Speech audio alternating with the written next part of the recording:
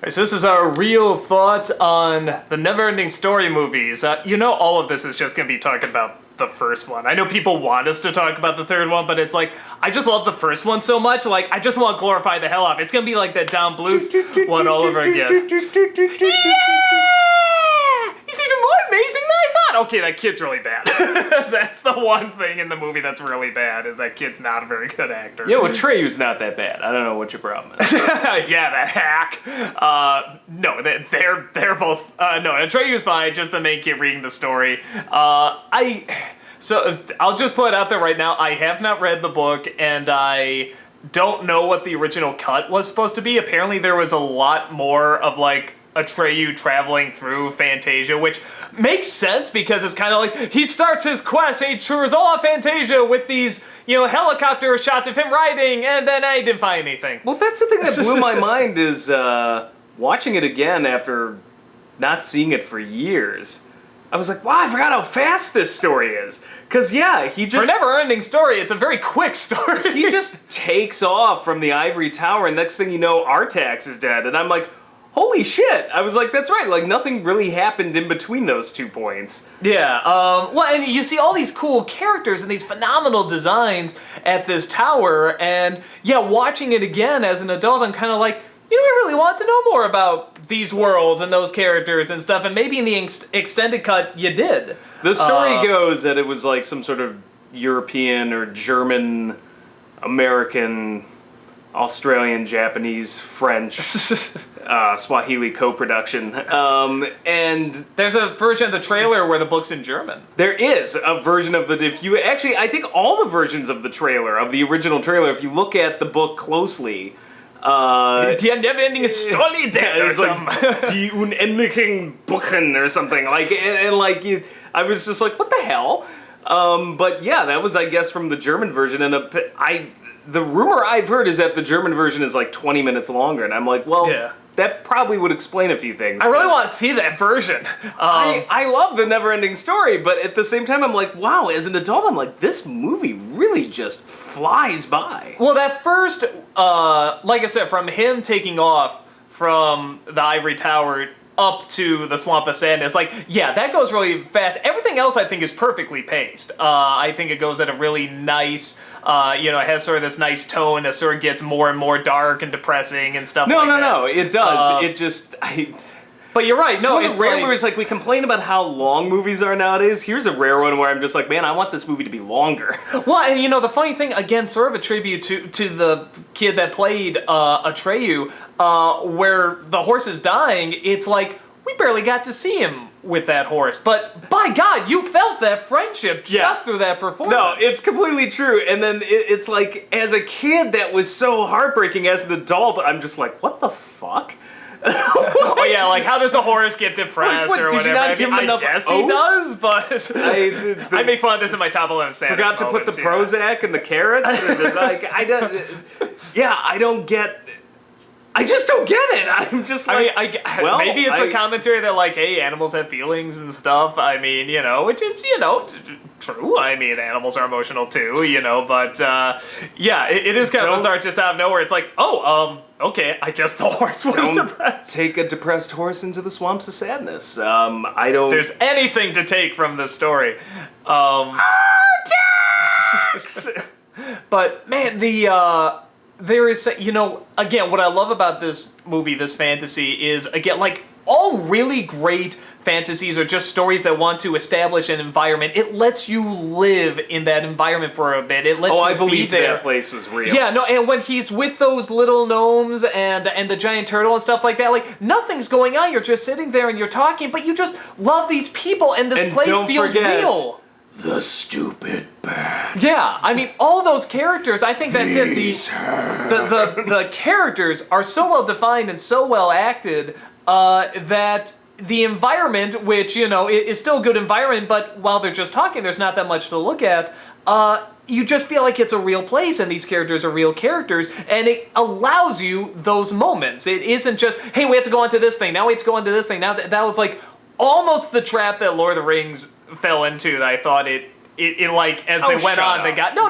As they went on, they got out of it. Always say that. Oh, Fellowship sucks. No. And then we got the Hobbit movies that went the exact opposite direction, where it's like, okay, we can leave You're now. the one who claimed that first Hobbit film was the Fellowship of the Ring movie you wanted. It is. I like the first one, but yeah, Oof. no. As they went on, I'm like, okay, it feels like homework now.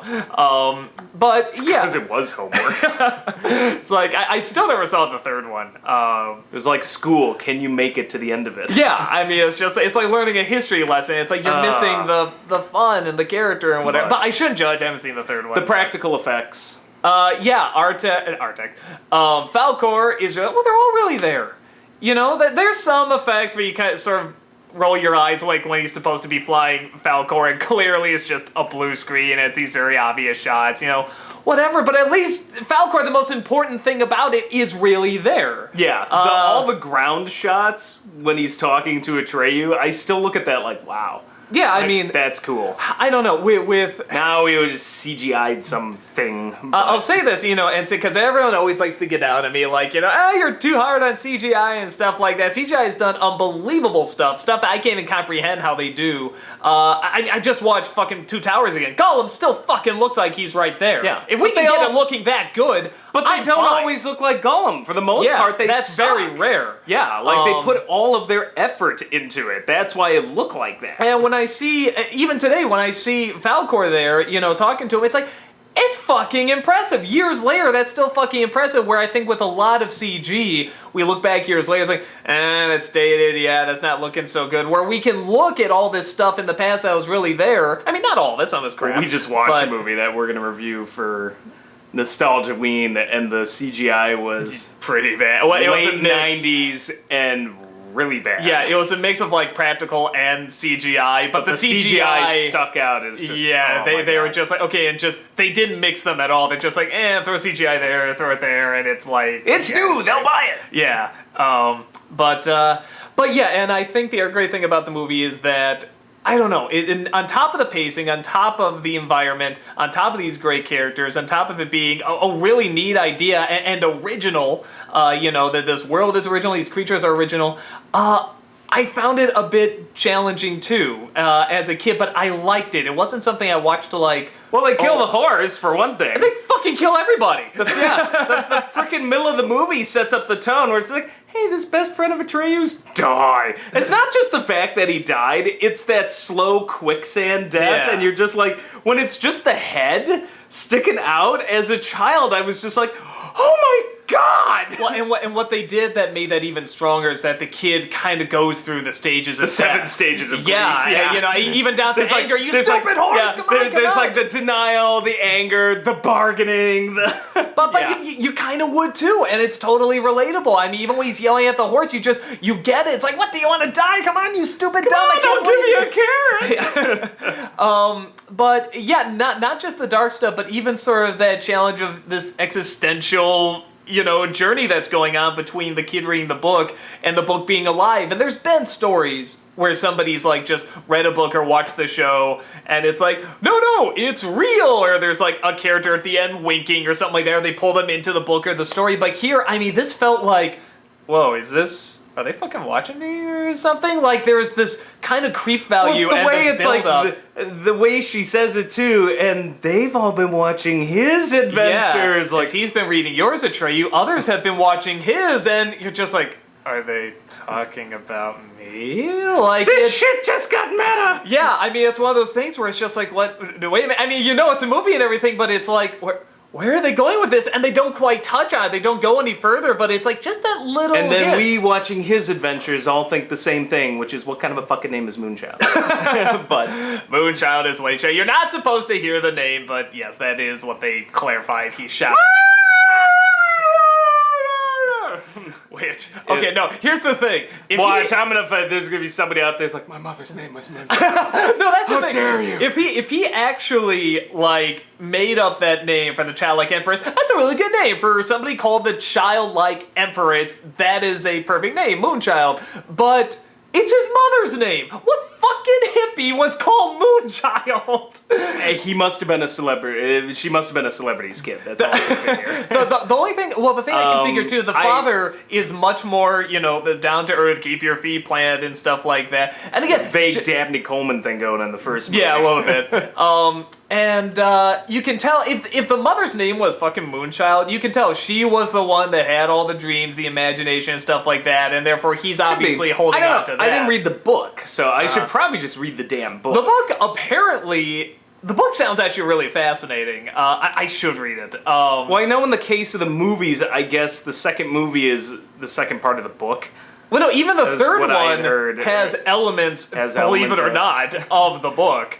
Not much. Long since destroyed, but the elements were there. They are still there. So yeah, I thought the first film was so well done, and again, a children's film done like an adult film, like done with the same amount of effort and pacing and care that you would put into an adult film. What school, by the way? Is he at fucking Hogwarts? Because that attic is like something out of Hogwarts. It's like, yes, let's sneak up to the attic with all of our creepy, weird, scary props. And the do not break glass that's broken, and he just sneaks in. This school's a lawsuit waiting to happen. It's an 80s school. He just stays up there. All It's the kids true. were on It's crack. the 80s. I don't know how we got out of the 80s. You and I should be dead when I look at the way children are raised nowadays. Well, it makes sense when you see our children's films. It's just, the world is a dark, creepy place. You'd be scared, motherfucker. I'm watching like some commercial, and it's got this like little kid growing up in a car seat, and it starts off like baby, then she's a toddler, and then she's like this really little girl. But I swear to God, the last shot, she's like an grown 8-year-old girl, like partying in the car seat, and I'm like, what happened here? And my wife's telling me, oh yeah, no, it's like now it's like based by weight, and you can get a ticket if your child isn't in a car. So I was like, you could be like 8 years old in a car seat? I'm like, how did we live? We should be dead. We didn't wear helmets or do anything. Yeah, no, it was... Maybe we were lucky. Maybe everyone else got weeded out. I don't know. Maybe we were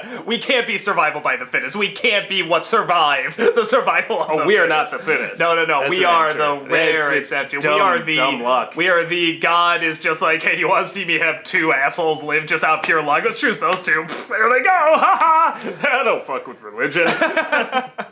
So, first film I think is just wonderful. I think it's so well done.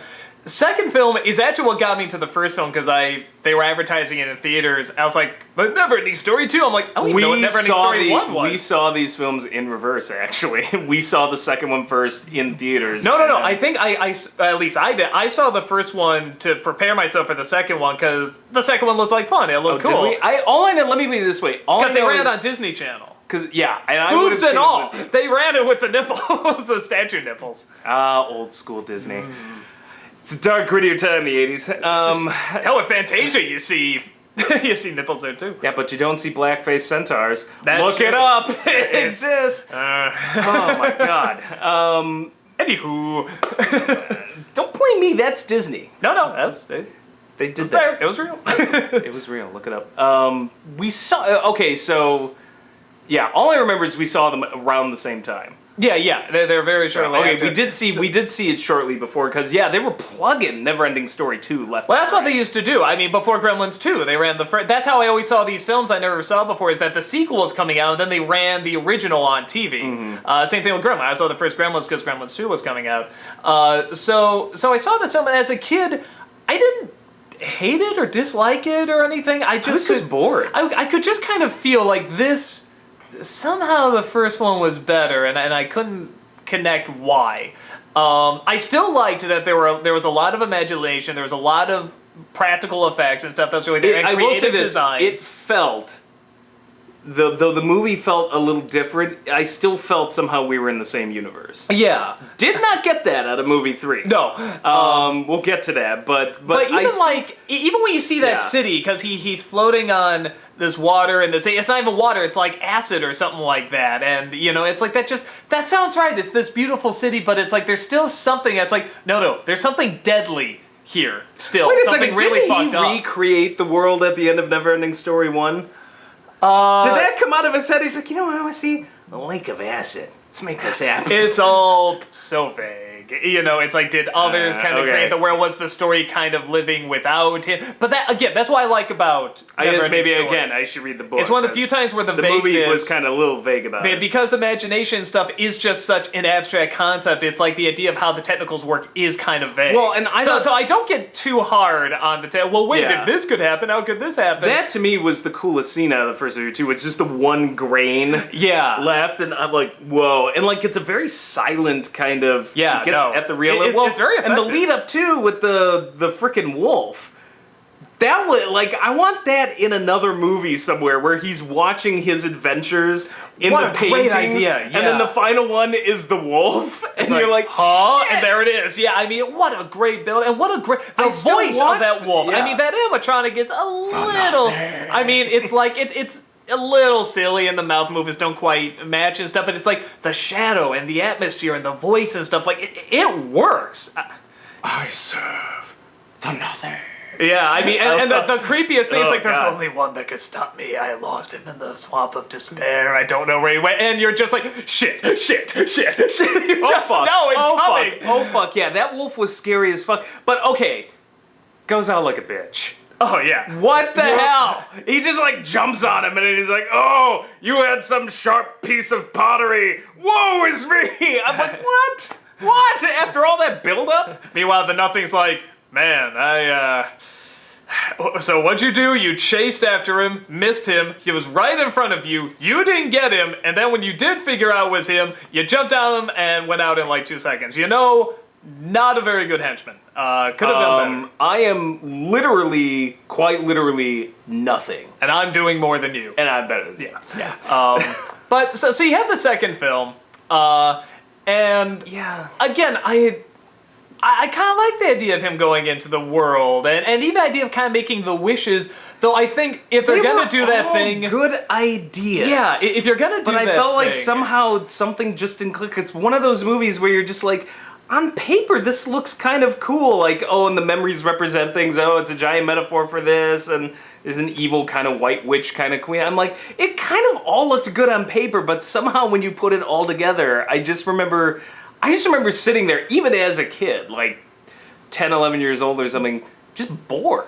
Like, I just kind of sat there just like, You know, and it was just... like, I didn't hate it, but it was just It's awkward. I think it's the best way to describe it, is that it's an awkward sequel that has some good ideas, but the performances are a little off. The ideas are not quite fully fleshed out or explained that great. Again, they try to put rules to it, which is okay if you can balance it out kind of with the imagination stuff. And the whole thing with the wishing, because I made a big deal about, if this kid can fucking wish for anything, why doesn't he wish for, like, all these problems to go away and stuff? If they emphasize that it's they have to be small wishes because they have to keep the story interesting. That, like, he's kind of the storyteller while he's also in the story. That's a fascinating idea. But they never go into that, and they never explain it, and they never really say that he has an understanding of that. Most people I know who've read the book, like, the book's generally better. Yeah, I mean, in the book, if I'm right, I think, like, Bastion gets sucked into the world, and then he gets, like, a little too addicted, and he almost becomes, like, a dictator or something. Yeah, that's what I heard. Like, Somebody that sounds intriguing.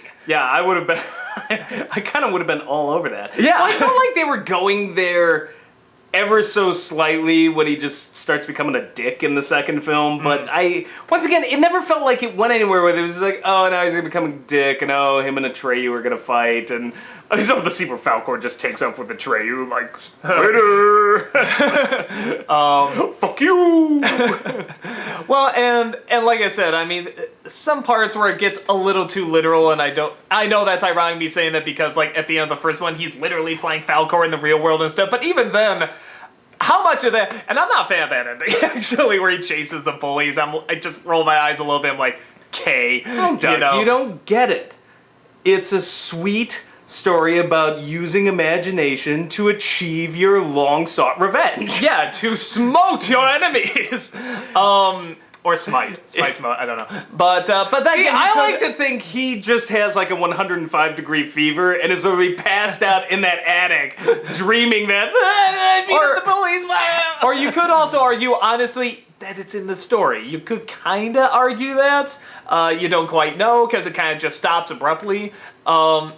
But yeah, and with the second one, you're starting to have it where it's like the books are literally disappearing in the real world, or at least the book story is, and it's kind of like, well, was he mythical, the bookstore owner, or whatever? It's like, I don't know. There's some questions like, I both do want to ask those questions and I don't. I feel like just sort of going into that, like... Something books. Yeah. I felt like he should have been in the real world who, like, knew about this world of imagination. Can you imagine that fucking dude nowadays with everybody staring at their phones? He'd just be staring with a gun to his head, like, the whole time, just like, you know, give me a reason, give me a reason. One more text away. I'd like to think the poor bookkeeper would have died off by then, because, like, he would be so miserable now. He's like, it's even worse. But no, we're reading the books on our phones. We have Kindles. Kindles! Is that like a Game Boy? Not even close. Well, kind of in some ways. Is it printed on dead trees? No, that is not a book! Makes no sense! So impractical! Honestly, that would be interesting, because reading is a really big thing now, honestly. Freaking Christopher Lloyd from Pagemaster look like a Girl Scout. But, what was I gonna say? So you have the second film that has some good ideas, but like I said, I think it's just kind of awkward. Everything about it just feels a little awkward. It's a missed execution. I don't want to, like, it's not god-awful. No. Like, there are way worse kids' films out there, but it's definitely, it is what the word meh was invented for. Because it is not god-awful. It's not like, oh, this is the worst thing I've ever seen, but it is by no stretch of the imagination really good. So it is just a straight, flat, middle-of-the-road meh movie. You watch it, you're just kind of like, Yeah. And then we got our third film, Our Little Treasure. fuck! Where they're just like, I don't know, I felt like this is what...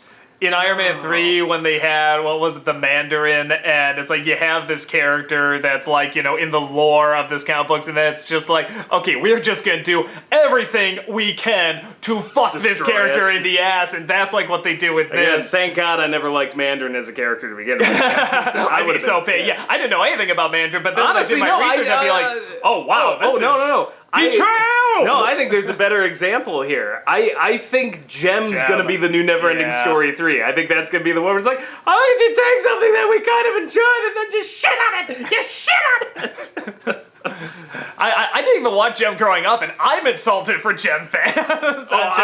You deserve better. I was not a Gem person. The 80s were a different time. You could get beat up for liking something like that. Even then, I remember the song. That was about it. I didn't even know what the plot really was. But even me not knowing the plot or anything, I saw the trailer. I'm like, that's not Gem. I just didn't really watch. I saw a handful of episodes, know barely anything about it, and I had the same reaction. I was watching that trailer. I'm like, I'm completely insulted, and I didn't even watch this show. So we have that equivalent for Neverending Story 3. Yeah. Which I will say, just for kind of the insanity of it, it almost works on a Batman Robin level. Like just watching I'm gonna say this out loud. I'm gonna get shit. Now, fuck it. I'm gonna say it. I actually enjoy watching this movie better than I do Neverending Story 2. I'm not saying objectively that it is a better movie or even better made movie than Neverending Story 2. Or more effort was put in or anything like that. But it is so fucking bad that it's like watching a train wreck. Yeah. You know what it is? It's like watching a train speed past you really fast or watching an actual train wreck.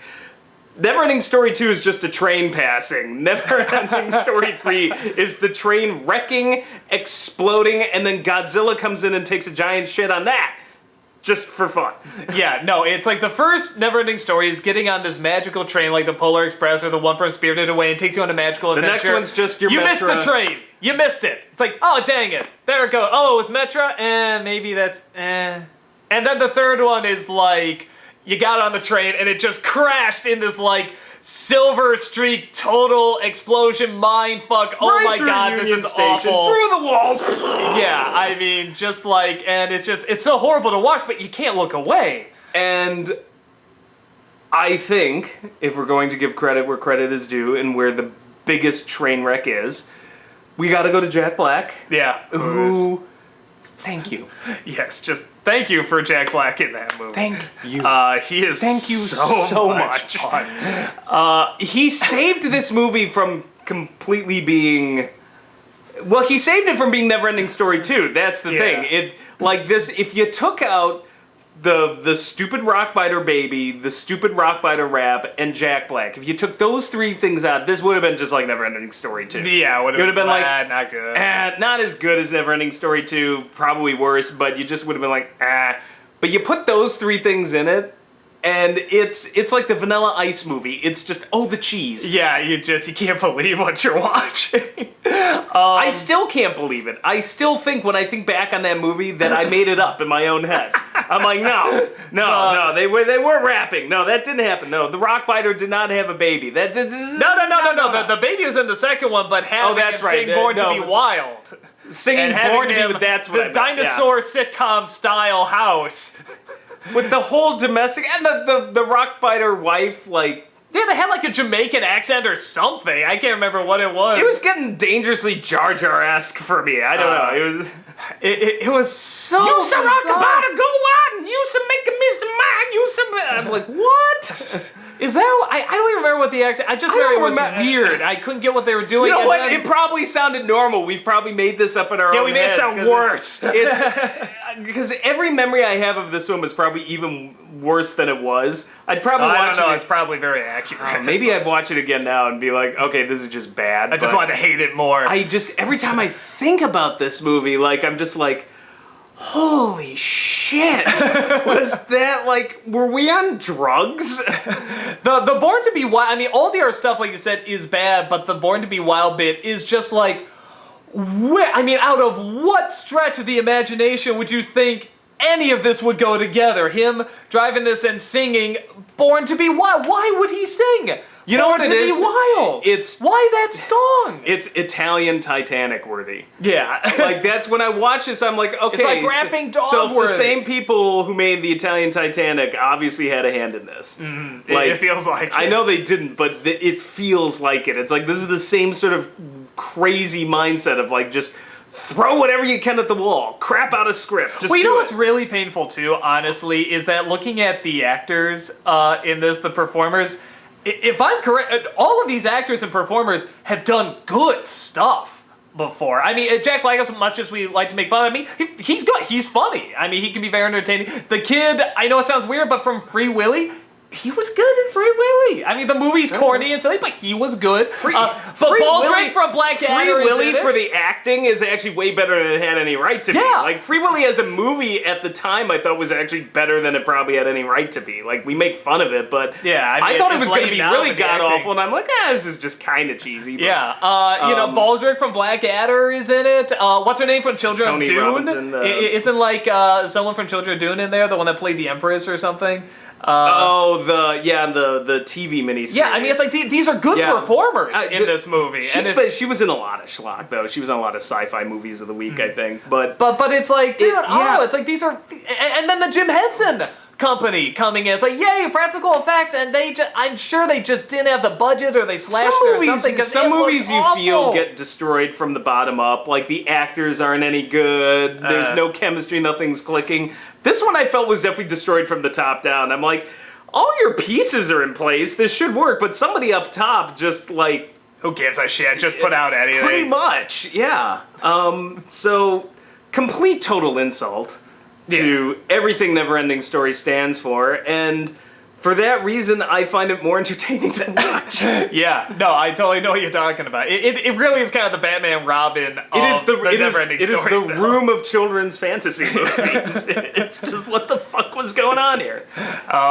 No, I'm kind of with you. It is so strange. I mean, it is such an insult, but it is so strange. It's such a bizarre insult. And you just sort of like... It's like if someone to come up to you and say, "You're a woodchuck banana." I mean, it's like, well, that's clearly an insult, but what? You might even rewind it again to hear it and listen to it. Listen to the, the way they said it and the way they... Yeah, how did... What? And then you start kind of laughing because it's just so strange. And how is that supposed to work? Woodchuck banana. I don't get it. Let me rewind it again. And you're just so fascinated by the choice by this insult, and then you come around. It's like I think you're more it's actually fascinated kinda by cute. woodchuck banana than I am. But. I am, but it was a spur of the moment insult because I don't have the creativity and mindlessness that something like Neverending Story 3 does. I can't come up with something that creatively bad, and intend for it to be good. So, yeah. Why were they in our reality again? Who? All of them. I don't know. The Nasties. That's right, the got the book. Nasties. Oh. No, and that's the other thing. Okay, and I think that's proof that the second film had more of an understanding about the world and the story, even though it wasn't that good. Because the first one is the nothing, and then the second one's the emptiness, and it's kind of like, yeah, that sounds right. That feels right. And the third, the Nasties. They're just a bunch of bullies called the Nasties. All I can think of is Honey Badger. Just, ew, that's nasty. It's nasty. Nasties don't give a shit. Nasties do whatever the fuck they want. Yeah, it's just one of those things where it's like, you just can't grasp it, and it's so clearly not trying to be what the first two films are. So, yeah, but it's so fascinating. It's so intriguing.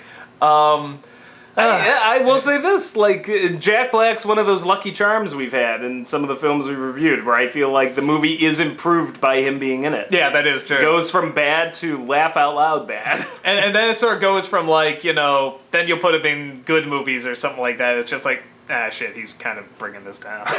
You need to find the middle road. Yeah, Jack Black is like a very particular spice. You can't put him in something really good. But you don't want to put him in something bad because he's wasted, though he will improve the movie. You don't want to put him in something really good because you drag it down. He's got to find the middle road. There's perfect middle road movie. Kung Fu Panda, if you will. Those movies are really good. I can't wait for the third one. It's kind of like MSG. You don't want to put it in everything. Yeah, it's like a spy. You don't want to put too It'll much in. It'll improve things and need a little bit of improvement, but you're not going to put it in a 5-star meal. There you go.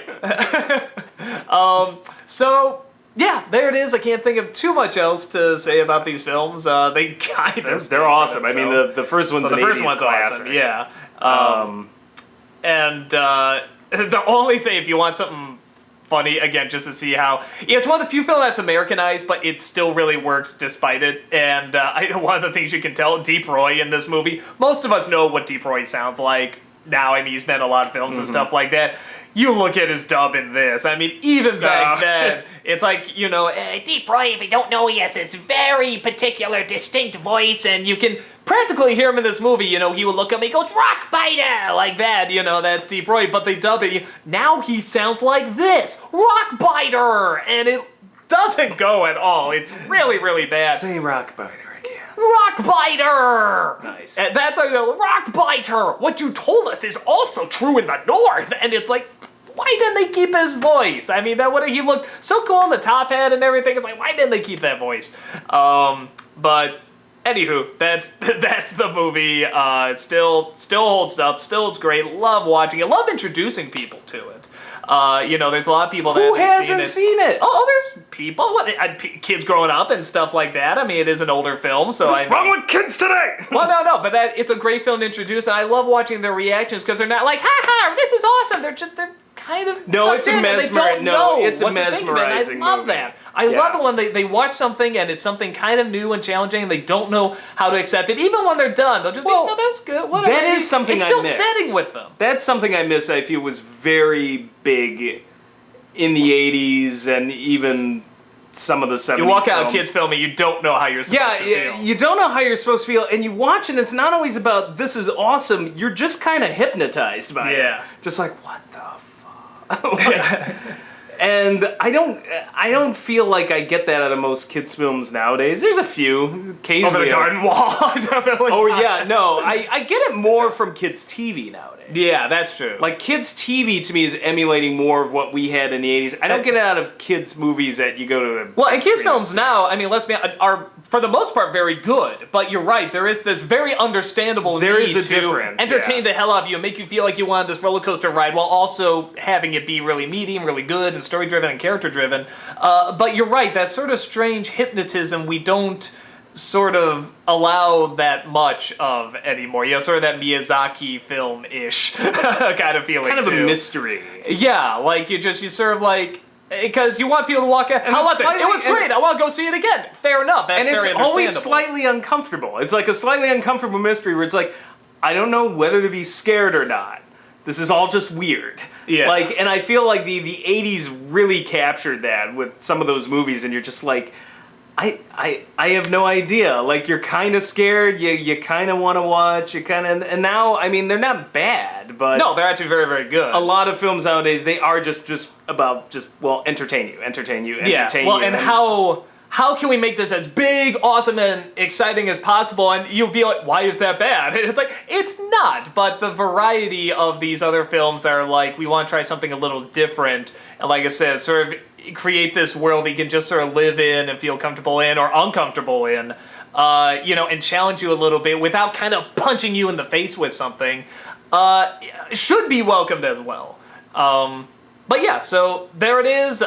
First film's great, second film, third film, a magnificent train wreck of a masterpiece, And yes, we're done.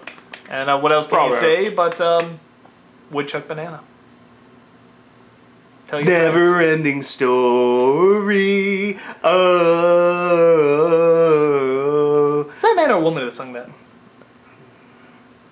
I don't remember. I don't know either. I haven't heard the song in forever. All I know is never-ending story. Atreyu!